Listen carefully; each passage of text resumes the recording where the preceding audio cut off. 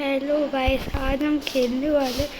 पता नहीं कुछ सर्वे करना होता भाई। ये घुस क्यों नहीं रहा भाई? लीव करो भाई, घुसो जल्दी से, दूर से। बताऊँ मैं तुझे? ऐसे आ, ऐसा कूद जा। ग्रेट, इधर ऐसे आ, ऐसे कूद जा।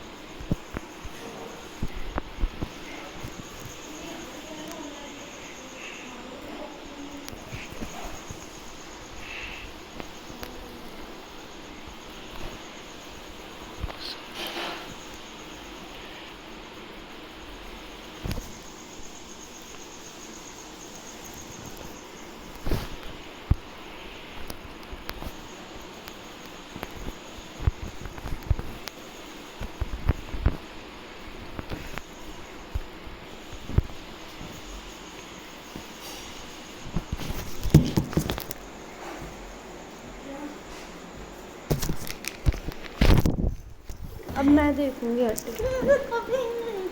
देखती मैंने कौन सा देखा है?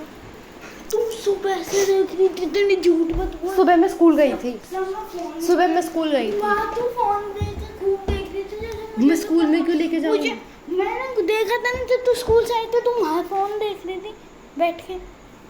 स्कूल से आई थी तब मैं होमवर्क कर रही थी और पापा मेरे साइड में ही बैठे हुए और थोड़ी देर बाद तू मम्मी देखने लगी तू फोन। थे। जल निकल यहाँ से। और तू चार्ज में लगा के और देख रही थी ऊपर से चार्ज। हाँ हाँ जा जा जा। 8 पूरे 20 60-50% डायरेक्ट। अरे तू चुप रह। अब वो भी किस फोन में देखती है।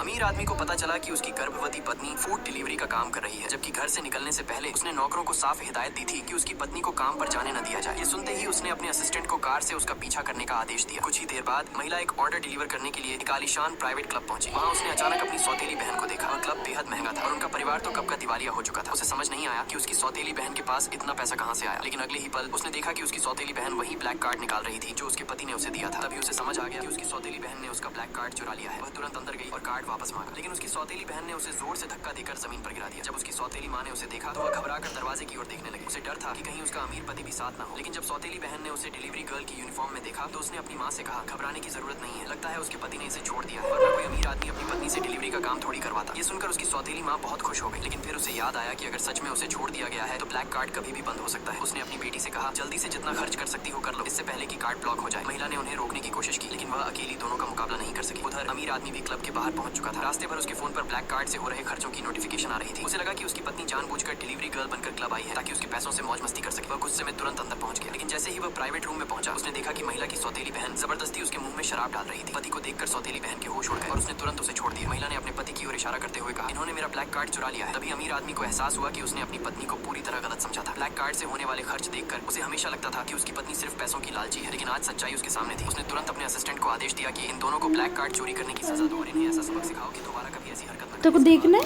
अच्छा चल पापा के पास चलते हैं फिर देखना आराम से। ले ले ले ले। तुझे क्या दिक्कत हो रही है? तू इतनी देर से देख रहा है।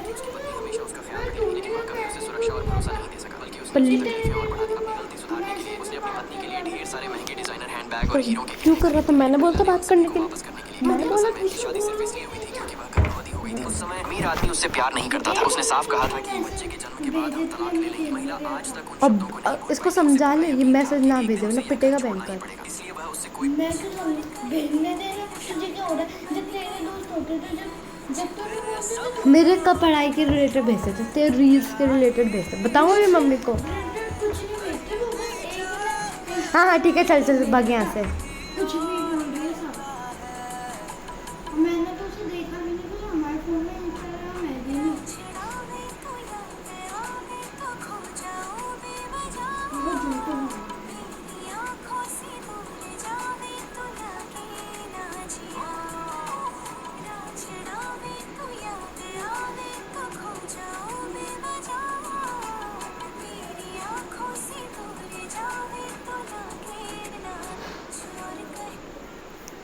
अमीर आदमी ने कभी सपने में भी नहीं सोचा था कि जिस महिला को उसका दोस्त पसंद करता है वह दरअसल उसकी अपनी पत्नी है। उसे तभी पता चला कि उसकी पत्नी एक रेस्टोरेंट में वेट्रेस का काम करती है। उसका अनजान दोस्त बोला कि वही लड़की है जिसे वह पसंद करता है और जिससे वह प्यार का इजहार करना चाहता है। लेकिन महिला ने दोनों आदमियों की ओर एक नजर डाली और तुरंत दूसरी तरफ मुड़ गई। उस आदमी ने अपने दोस्त को यह नहीं बताया कि वह महिला उसकी पत्नी है, बल्कि उसने मजाक में कहा कि अगर वह लड़की का संपर्क नंबर हासिल कर ले तो उसके बाद उसे उसका पीछा करना छोड़ना होगा। दोस्त ने इसे मजाक समझा और तुरंत मान गया। फिर उसने उस महिला को अपने पास बुलाया और अपना फोन निकालकर उसमें उसका नंबर सेव करने के लिए कहा। महिला ने कहा कि ऐसा मजाक मत कीजिए, मैं सबके सामने शर्मिंदा नहीं होना चाहती। तभी उस आदमी ने अपनी आंखों के इशारे से उसे वैसा ही करने को कहा। मजबूर होकर उसने फोन लिया और अपना नंबर उसमें सेव कर दिया। दोस्त के सामने अपनी जीत दिखाने के लिए उस आदमी ने तुरंत उसी नंबर पर कॉल लगा दी। महिला का फोन बज उठा। यह देखकर दोस्त मायूस होकर बोला, यह तो बिल्कुल नाइंसाफी है। मैं पूरे एक हफ्ते से उसके पीछे घूम रहा हूं, फिर भी उसका नंबर नहीं मिला। और तुम्हें एक ही बार में मिल गया। इतना कहकर वह टूटा हुआ दिल लेकर वहाँ से चला गया। उसके जाने के बाद आदमी ने अपनी पत्नी से पूछा, तुम पूरे 1 हफ्ते से घर क्यों नहीं आई? पत्नी ने शांत स्वर में जवाब दिया, मुझे तो आपने ही घर से जाने पर मजबूर किया था। असल में कुछ समय पहले उसके दादाजी ने जबरदस्ती उसकी शादी इसी लड़की से करवा दी थी। मानसिक बीमारी से जूझ रहा वह आदमी प्यार पर बिल्कुल भी विश्वास नहीं करता था। वह इस शादी से साफ इनकार कर रहा था, लेकिन उसके दादाजी ने कह दिया कि अगर उसने शादी नहीं की तो उसे परिवार की सारी संपत्ति से बेदखल कर दिया जाएगा। मजबूरी में शादी तो हो गई, लेकिन उसके बाद उसने अपनी पत्नी को घर छोड़ने पर मजबूर करने के लिए